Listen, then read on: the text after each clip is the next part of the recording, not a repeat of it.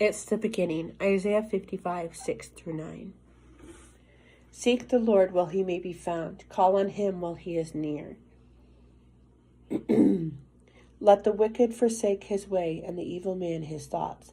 Let him turn to the Lord, and he will have mercy on him, and to our God, for he will freely pardon. For my thoughts are not your thoughts, neither are your ways my ways, declares the Lord. As the heavens are higher than the earth, so are my ways higher than your ways, and my thoughts than your thoughts. This story is from Sherry Graff and from Colorado. Why do you think the path ends here? The tour guide asked while we wandered the carefully curated grounds surrounding the castle. My 9-year-old son volunteered. Maybe it isn't the end. Maybe it's the beginning. We all smiled at his insightful perspective. Several years earlier, the same son had struggled to keep up with handwriting in kindergarten, and that seemed like an ominous start to his education. After much prayer, we took him out of public school and began teaching him at home.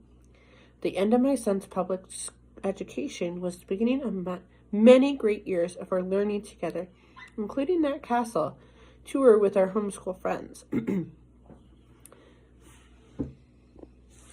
Life is full of roadblocks, and we can become discouraged thinking we have reached the end. Isaiah reminds us that God's ways are different than ours. God's perspective on our situation is much different than our limited view. My son's observation on the path that day reminds me to trust God's perspective, no matter the circumstances, and have hope that what seems like an ending might also be a beginning. Our thought for the day is, I can trust God's perspective in difficult circumstances. Prayer.